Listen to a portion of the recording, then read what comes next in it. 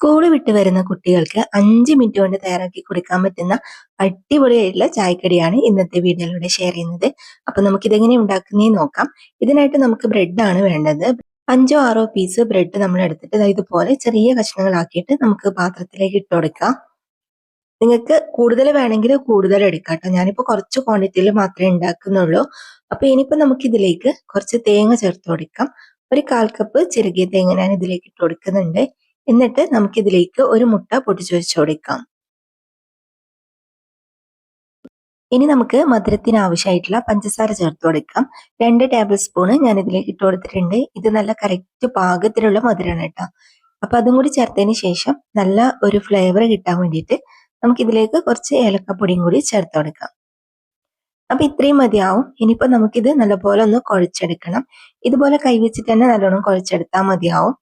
മിക്സിയിൽ ഇട്ടിട്ടൊന്നും കറക്കി എടുക്കരുത്. ഇതുപോലെ കൈവച്ചിട്ട് തന്നെ കുഴച്ചെടുക്കണേ.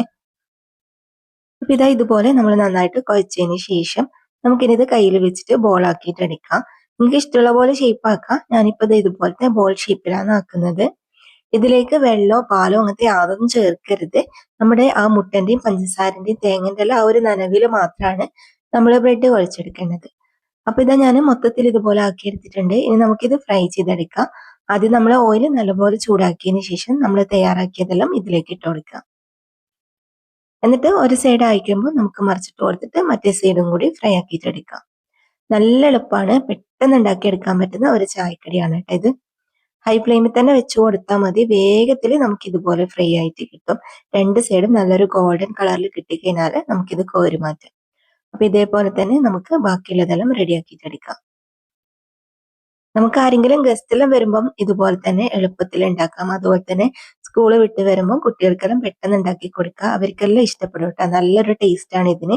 ഇതിന്റെ പുറം ഭാഗം നല്ലൊരു ക്രിസ്പിയും ഉള്ളിൽ നല്ല സോഫ്റ്റ് എല്ലാം ആയിട്ട് നല്ല ടേസ്റ്റ് ആണ്. എല്ലാവർക്കും ഇഷ്ടമാവും. അപ്പൊ ട്രൈ ചെയ്ത് നോക്കിയിട്ട് ഫീഡ്ബാക്ക് അറിയിക്കുക. ഇന്നത്തെ വീഡിയോ നിങ്ങൾക്ക് എല്ലാവർക്കും ഇഷ്ടമായിട്ടുണ്ടാവും എന്ന് വിചാരിക്കുന്നു. വീഡിയോ ഇഷ്ടമായാൽ മറക്കാതെ ലൈക്കും ഷെയറും കമന്റും ചെയ്യുക.